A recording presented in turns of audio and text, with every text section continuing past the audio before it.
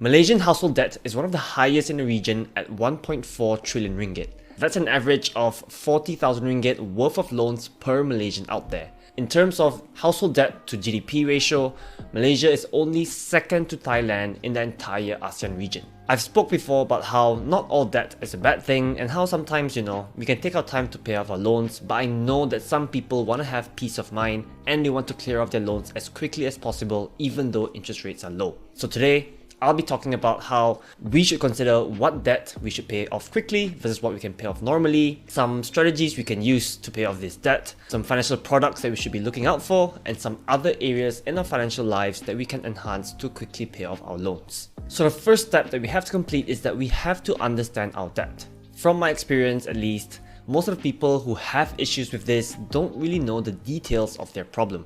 And the thing is, for us to tackle the problem effectively, we need to know and understand the details of our loans.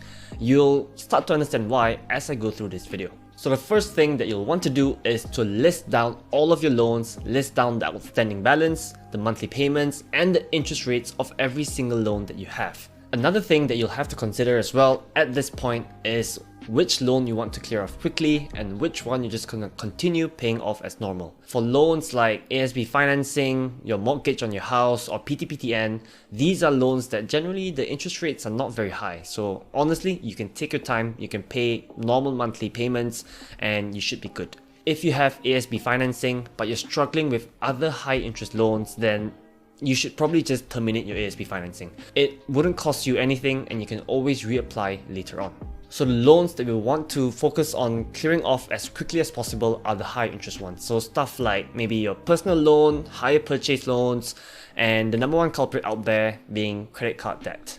List down all of your loans, get all the details of it, and then decide which ones you want to tackle first as a priority and which ones you're okay just continuing as normal. So now that we've gotten that out of the way, I'll be talking you through two different strategies that you can use to pay off your loans in a more organized manner. And when we go through this, you'll start to understand why it's important for you to know the details of your loans. The first method is called the debt snowball method, and it's made popular by someone called Dave Ramsey. How it works is it's pretty simple. So first of all, you list down all of your loans from smallest to largest outstanding balance. Then you'll make a minimum payment for all of your loans except the one with the smallest balance. For that one, we want to pay as much as possible until we can clear it off completely, and once we've done that, we'll go on to the next smallest loan, the next smallest loan, and so on and so forth until you clear off all of your debt. This method is really popular and people use it a lot because one, it's easy to understand and it's easy to implement.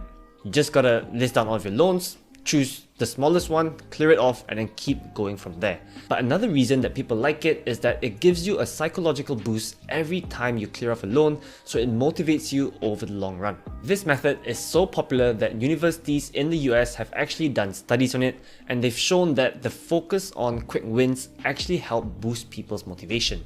And since this method focuses on clearing off the smallest loan first, it's going to be easy for us to have our first and second quick win. So now let's get on to the downside of this method. Of course, this is not a perfect way to do things. The thing is, if you focus on clearing loans by the smallest amount first and not take into consideration interest rates, then you could be technically paying more in total. Think about it this way. Imagine your credit card debt is the largest loan that you have, and normally credit cards usually have the highest interest rates, around 15 to 18%. So if that is your biggest loan and you pay that off last, then by the time you get there, a lot of interest would have accrued and your outstanding balance on that credit card loan would actually have gotten a lot more than where you started off with. So if you're not happy with that, you don't want to pay more interest than you have to, then the second option is probably right for you, and it's called the debt avalanche method. How it works is pretty similar to the debt snowball method. The only difference is in terms of how you prioritize which loans you pay off first. So instead of paying off your loans based on the lowest outstanding balance, you'll pay off your loans based on the highest interest rate. So same thing, list down all of your loans by highest interest rate to lowest, pay minimum on everything, and pay as much as you can on the highest interest rate loan. Once you've cleared off that highest interest rate loan, then you go on to the next highest one, the next highest one, the next highest one, until you manage to clear off all of your loans. So this makes sense, right? We would pay off the loans with the highest interest rates first so that we don't have to pay any unnecessary interest at all. Mathematically, this is the best way to pay off your loans because if you follow this method, you should be paying the least amount of interest possible. The thing is though, we are human beings, we are not robots, so personal finances is not just about math, it has a lot of many other factors out there. So even though yes, this is the most efficient way, it may not be the best for you. The downside of this method is the opposite of the debt snowball method. Basically, if your highest interest rate loan is also your largest loan, that means that you will take a lot of time trying to clear that very first one even, meaning that it will take some time for you to get your first win. So it's the opposite, you won't get quick wins and it could be very demotivating for you to go on. So at the end of the day, just choose whichever you think you can stick with. If you value efficiency, then target the highest interest rate loans first, follow the debt avalanche method.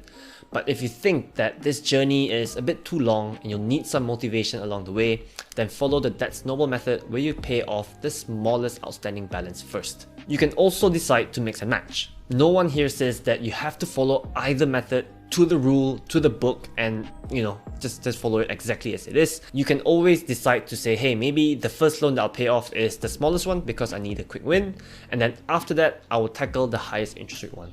So again, mix and match, see what works for you and just stick to it. One thing I will say though is that as you start, don't underestimate the impact of psychology. Trying to go debt-free, especially if you have large amounts in loans, can be a very long and draining journey. So having small wins, having that motivation to keep you going can be very important for you to get out on the other side. Alright, so now that you've understood your loans and you have chosen the best strategy for you, another thing that you might want to consider is to consolidate your debts. This means that you're basically taking all your different loans that you have and just merging it into one. So in this scenario then, after you've consolidated it, you make just one monthly payment to a single bank instead of multiple payments to many different banks. You should only do this if you can consolidate your loan into a better interest rate. So let's say now you have 5 loans and on average they are costing you 15% interest. If you can consolidate all of that into a single loan and get it down to maybe let's say 10%, then you should definitely go for this option. Why would banks offer this? Well, basically a bank, instead of just having one loan with you, if they can get your entire loan and maybe even offer a cheaper interest rate, they will still get a higher amount on an absolute basis. So it's kind of like a win-win scenario. We win because we pay lower interest rates. The bank also wins because they get a bigger loan amount. So have a look at your options, browse online, ask your own bank maybe, even if they have this option. Unfortunately, I've never tried this myself, but I do know that this is and can be a good option for people with a lot of loans. So if your loans are all just coming from credit cards, then you'll want to consider balance transfers. They're basically the same thing, except it's primarily for credit cards. So sometimes when I apply for credit cards, when I go on Ringgit Plus and stuff like that, I'll see offers from these banks where they say, sign up for a credit card, transfer all of your balances to our card, and we'll give you a good deal out of it. I've never taken that offer, but I have seen where they say, 0% interest rate even, or low interest rates, or sometimes maybe they charge you a minimal upfront fee just to transfer all of your balance to one single card. So if you have a lot of credit card debt, this actually can make a lot of sense. Credit cards usually charge the highest interest, like I said earlier, 15 to 18% a year. That's a crazy amount of money. So if we do a balance transfer, we can get a lot lower interest rates and we can even break down that loan into smaller monthly payments. And this may seem a bit ironic, right? You have a loan, you can't pay it off, so you take another loan to pay that off. It sounds like terrible financial advice. Usually that is the case, but in this scenario, you're kind of just consolidating all of your loans into one. And again, it's a win-win scenario. You pay less in interest, the bank gets a larger loan amount. So the last thing that you'll want to consider to pay off your loans quicker is to earn more money and spend less. I know what you guys are thinking. Who would have thought, right? If I wanted to pay off my loans, all I have to do is just earn more money and spend less. Thank you, Captain Obvious. Well, the thing is, that is the truth. You can try all the different methods you want. You can try the debt snowball, the debt avalanche, you can consolidate your loans all you want, but at the end of the day, the biggest impact will simply come from you paying your loans off quicker, which means you pay off more every single month. I know this is easier said than done, so we've got some tips for you as well. In terms of cutting your spend, first of all, you'll want to track all of your expenses and identify areas that you can cut down on. Usually these are areas like monthly subscriptions, going out and eating expensive food or impulse shopping. I recently did this exercise myself as well. I wanted to cut down on my spending, so I went through every single item and I noticed that the ones costing me the most or the easiest to cut are the monthly subscriptions. So I cut down on some gaming ones and some streaming ones, and I managed to save around 150 ringgit every month. Doesn't seem like much, but an extra 150 ringgit being paid off to clear my loans will mean a lot over the long run. I know stuff like Spotify, Netflix, they're all nice, they're all good for entertainment, but if you have a lot of high interest debt or if you just simply want to clear your loans quickly, then this is one of the best ways for you to do it. If let's say your budget is already extremely tight and there's nothing else that you can cut, then earning more would probably be the better solution. If you want something longer term, then work towards a promotion, switch jobs. Those are things that can get you higher income, and it's never a bad thing, right? These things, even if or when you clear off your loans, you will permanently have a higher income, which we will never complain about. If this isn't an option for you, you need something quicker, more short term, then you can do the odd job by freelancing, let's say if you have any digital skills, or you can even consider being a Grab driver or Grab rider just to earn the extra bit of income. I know these aren't glamorous ideas, no one really wants to do it, but it still does the job. You never know, maybe you try something, maybe this forces you into being a freelancer doing digital marketing, for example, and then you realize that you like it and you can do it, and it becomes a long-term thing where even after you're paying off all your loans, you still have this extra side income that you can use to save or invest your money. We've done a video about side income opportunities that you can consider as well. You can check out that video here or here, one of those. So if you're struggling with your loans, and especially high interest loans like credit cards, then you should try your best to put every single extra dollar that you have to paying it off. It will be a long and hard journey, but just know that it is possible. I do have some very close family members who went through the same experience as well and got out the other side, managing to clear off all of their debt. If you feel like you really don't have any more options out there, you just feel so overwhelmed with all of the loans that you have, then you should definitely reach out to Agency Counseling dan Pemenurusan Kredit, or AKPK. They have this thing called a debt management program. They help Malaysians, and from what I know, it's completely free. So if you're on this journey, don't give up, don't feel bad about yourself, just keep going. Many people have done it as well, and don't forget to celebrate the small wins along the way. Once you've gotten out, obviously we don't want to get back in here, so we don't want to have a lot of high interest debt that's just killing us.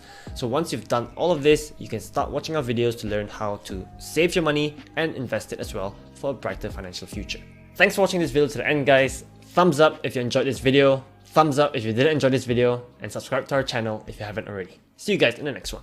Peace out.